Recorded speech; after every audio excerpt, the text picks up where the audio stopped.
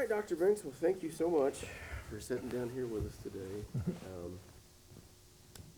Thank you for not coming to Morehead so we can come to D.C. and have some fun and see the sights. Yeah. That was great for some Kentucky folks to actually get up here. I think that's one thing that I'm really glad you made the decision to bring your students with you to see the city. It is an amazing city, absolutely amazing city. I've always encouraged my students to take time and go down to see the marvels of Washington, D.C. I mean, that is extremely, people from all over the world come here constantly, so it's a nice city. Lincoln Memorial was really awe-inspiring, actually, inside of it. Mm-hmm. Yeah. Seeing the magnitude of it all. Yes, right. But you know what we're doing here? We're doing a documentary, the first ever documentary about Morehead State University. Yes.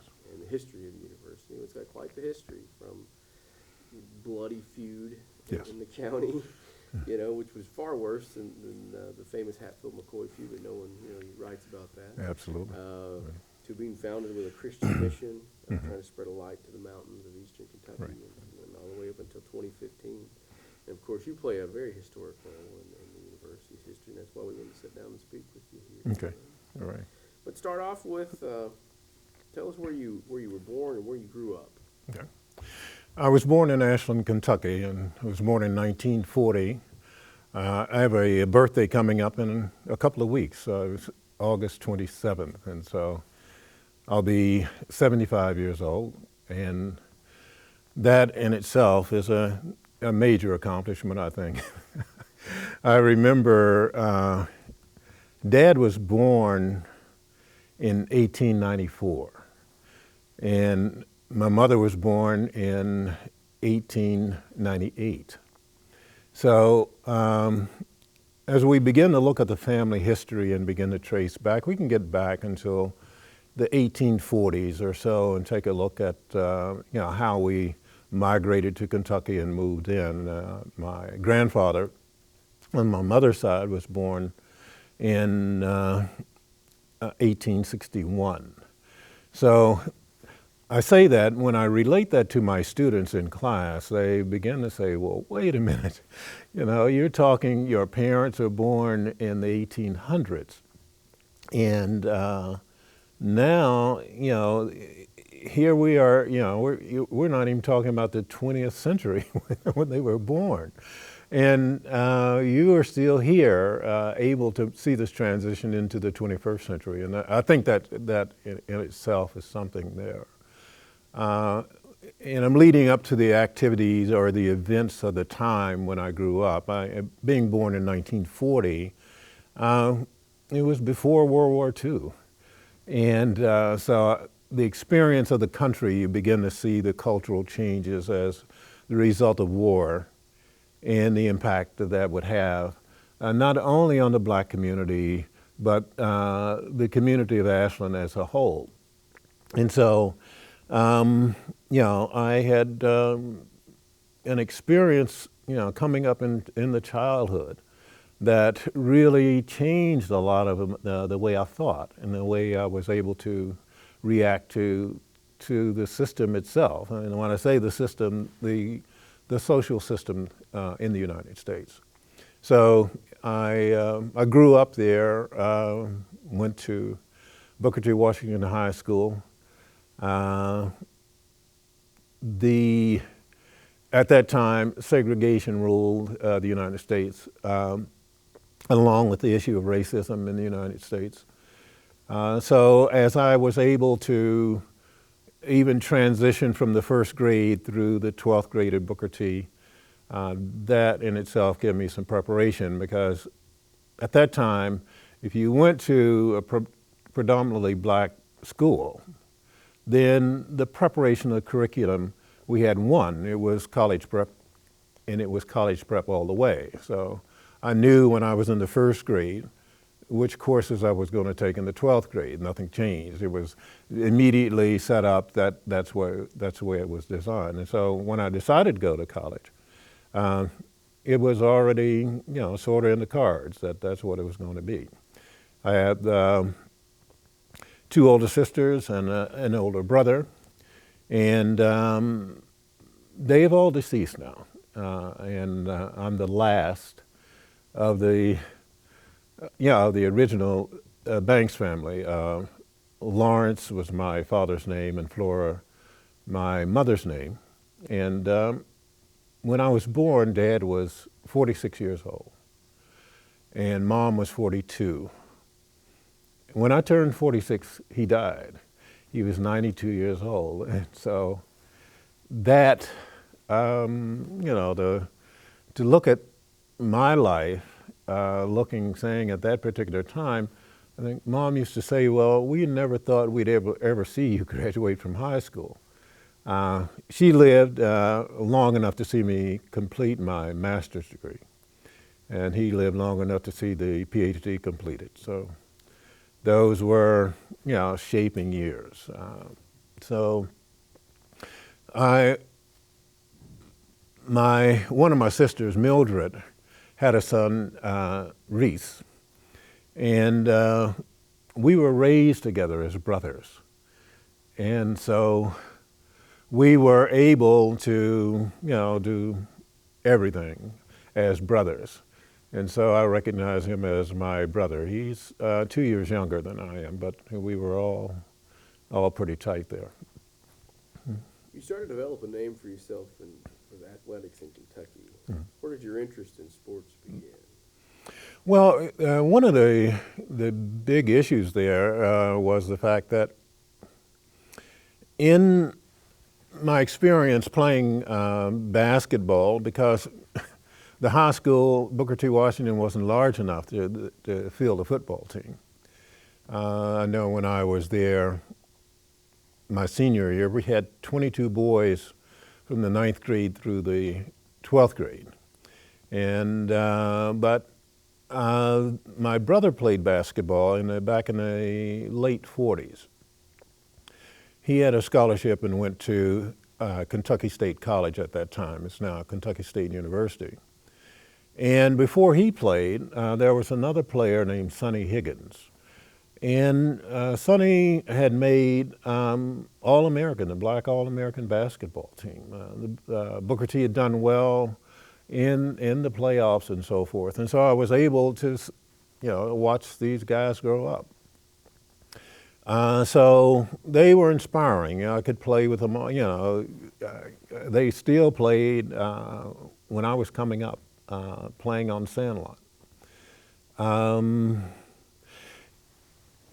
At that time, though, in 1948, Branch Rickey makes this decision that he's going to bring Jackie Robinson on board. And so I'm 8 years old, and I'm looking at all this activity going around. My father worked for the C&O Railroad, and at that time, the major means of transportation for athletic teams was train transportation. Planes were just beginning to come in. Side story, though, my dad remembered Kitty Hawk, the Wright brothers, and he basically was talking about, he downgraded the idea of flying and all of this stuff. He's, I'm not going to fly, I'm a train man. But being on a railroad, he was able to, he was a Boilermaker engineer. And that meant his job was, the steam engine at that time was the predominant means of transportation. So he was able to fire those steam engines up. He had to build the fire. He had to make sure that it reached a certain pressure so that when it left the roundhouse or when it pulled into the station, he had to check these valves and all of this. And I say that because Jackie Robinson, coming from Brooklyn to play Cincinnati Reds, they were called the Red Legs then, and the train would come into Ashland around 4:30 in the morning. It was called number 1. Going west, it was number 2 coming east. So he would wake us up, me and Reese, we'd go up and we could swear that Jackie waved to us at 4:30 in the morning. He was probably sacked out anyway, but he swore that he waved to us and said, how you guys doing or whatever. And so that pretty much inspired and looked around. And I was surprised how much it really shaped us in reference to saying, what is the means of really getting into mainstream itself? And it was something that, basketball, being from Kentucky, it's still, it's still the sport in basketball. If you can play basketball in Kentucky, in Indiana, in Southern Ohio, you are in West Virginia, right? I mean, that's, we didn't have, much of a facility other than a gym. We had basketball, and that was the dominant sport. So, playing on the sandlot and playing all over, I was able to go to Cincinnati. My sister lived in Cincinnati. Reese and I would be able to go there and play sandlot and bring some of the city basketball moves back to Kentucky and begin to develop that. We had a JV team. And the JV team, shirts and skins. We'd get out and play at halftime or before the game or whatever. And then when I was a freshman in high school, in the 9th grade, the coach asked me to play on the JV team as well as the varsity team. And so I started playing, traveling all over, the state. When we traveled, that was very exciting for a 9th grader to do that. But when I was in the 10th grade, I started. I was a starter on the team. Gave me some confidence that I could actually play basketball. So that's how I got started. The time to play in the summertime and any time, we just get basketball. So as I moved through high school, we had to go through a transition. And this transition happened when the Civil Rights Act in 1954 changed things. And I was in the 9th grade. At that time, 14 years old, I'm thinking that, would I ever go to an integrated situation? And I asked my parents, would that ever happen? And they said, well, you never know. You never know whether that would happen or not. And eventually it did. But my interest in sport, in athletics, just stemmed around the fact that I could play the game fairly well. The other issue was that my father was laid off of the railroad when I was a junior. And he had to, pick up a, side job. So he became the janitor of Booker T. Well, Reese and I were actually the cleanup crew because our task was to clean the school every day and get it prepped. But that also was an advantage to that. It gave me the keys to the gym. So now I can shoot anytime. So, Reese and I would shoot and shoot and shoot. We didn't have to rely on the fact that we'd go to the sandlot, although we did. But that was the key. I had the keys to the gym. Did you ever think you would earn a scholarship to play? I never, there were some of the guys who were playing ahead of me. They were getting scholarships. They basically were, being given the opportunity to move forward. Other than my brother, most of them, they would only stay maybe a year. They would join the service or move forward there. But at that time, receiving scholarships and doing other things, that wasn't the big issue, because everybody knew if you played well in the state of Kentucky, your choice was Kentucky State, and that's where you were. Everybody thought and knew I was going to go to Kentucky State to play. And so it was no yeah, it was just no discussion about whether or not I was going to play or not and receive a scholarship. And that, again, it was very interesting because I started getting offers. I started hearing from other people and saying that yeah, we should consider that. Marshall University was interested. Berea College, but all these, everything was in the state of Kentucky itself. So that was it was a surprise for me to be contacted, by Dr. Doran. It was through the principal, Professor C.B. Knuckles. He was principal at the high school.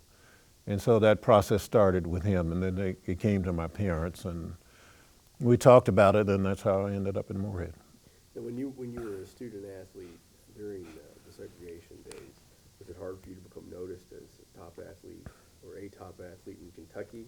Yeah.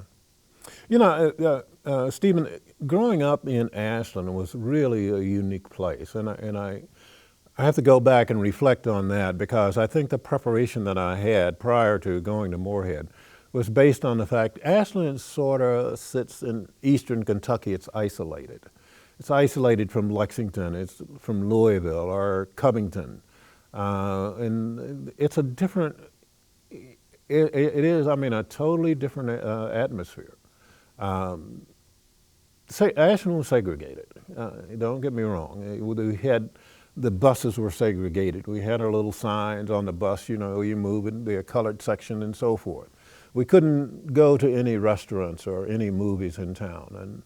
And so I knew if you were over 65 years of age, African American in the United States, you've experienced some racism and some policy of, the segregated issue. So that was just a part of our lifestyle. And I say that because as athletes growing up, we had no problem going to the Sandlot and playing the guys from Ashland High School or playing the guys at Holy Family High School. And I grew up on Central Avenue, which they call the lower end of town, and Beech Grove area, and so we played with the white kids. We played, because a lot of the guys we played with went to Holy Family, and so we'd play all year round and end up playing them in a game, a regular season game. Bath Avenue and that whole crew, we played baseball all summer. And so there was no issue of saying, well, the integration of things. It wasn't a major problem for us. We knew the de facto segregation was a part of the society. Ashland did not have the colored signs as much as we would see some other places we would travel. It did have, I know at the train station there was a colored waiting room and the white waiting room, and Reese and I really enjoyed going over to the white waiting room and getting a drink out of the white only fountain.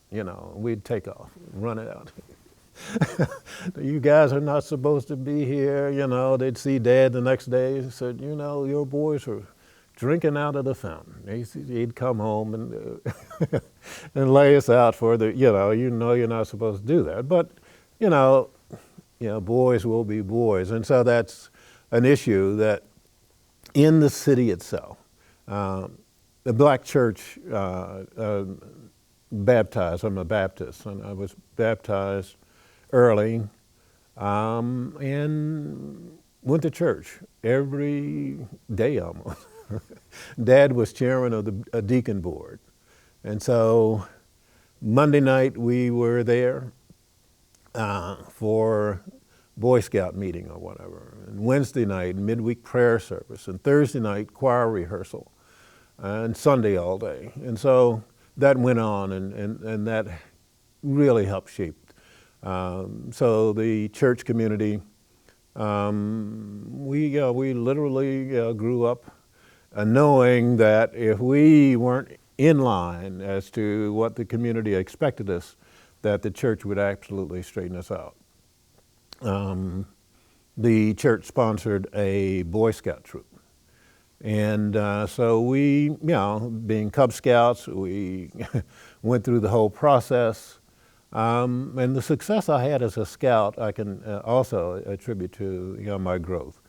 The highest honor in the Cub Scout is Webelos. And so I went through that whole process, and all of us did. All the guys would go through that process. And so we had a Boy Scout Jamboree, and in the city itself. So if you won that award as being a part of that jamboree itself, then you were recognized in the tri-state. So we were tri-state people in the scouting setting. I was almost an Eagle Scout. I had over 21 merit badges. I was a Order of the Arrow, which is a high ranking in the Boy Scouts, a Vigil, which is another step up in the Order of the Arrow within the Boy Scouts. And I did not make Eagle Scout simply because of the God and Country Award. We had completed everything. We were ready to take our final exam, and Reverend Brown, who was the minister at New Hope Baptist, was called to go to another location. And so he promised that we would be able to complete it, but we never did. And so, having that as a background and a background training. In 1953, I was invited to represent the troop. And the church sent me, and the Methodist AME Church sent Ivan Bradley. We were the only two Black Scouts representing the tri-state area. And we went to Anaheim, California, Irvine Ranch. At that time, I still had not turned 13. I was 12 when we went out there. And I was able to travel across the United States by train. We were able to stop in Chicago, in Denver. We stopped in Salt Lake City, and then into Los Angeles. And then the southern route, we came back through, went through El Paso, and we went over into Mexico. And then we stopped in San Antonio, looked at the Alamo, and swung back through New Orleans and then back to Huntington. We left from Huntington, West Virginia. We were gone for about 3 weeks. Well, at 12, 13 years of age, to be able to travel, and there were over 50,000 boys from all over the world, and swapping and trading, and that experience allowed, it also helped shape. It was a truly meaningful experience itself, that we were, a very conservative, extremely conservative atmosphere in Ashland. We would not, think about riots and all these other, that we could read about those issues. We knew about the transition, but we ourselves just never did have to go through that process. After you gained a scholarship to play at Morehead, did you feel you would have a large role on the team going into that situation? How did you feel your role would be on the team? Well, at that time, we were, freshmen were not eligible to play. This is 1958. Prior to going there, I had made All Eastern Kentucky Conference, 16th region.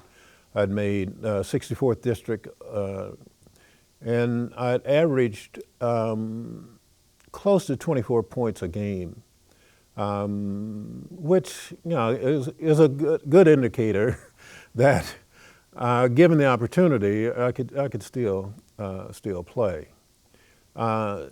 So when I get there, the way Dr. Dorn had arranged the program itself, he had made a decision back in 1956. He met with the board, and he told them at that particular point that he was going to integrate Morehead State So there were two black females who were there in 56, 57. And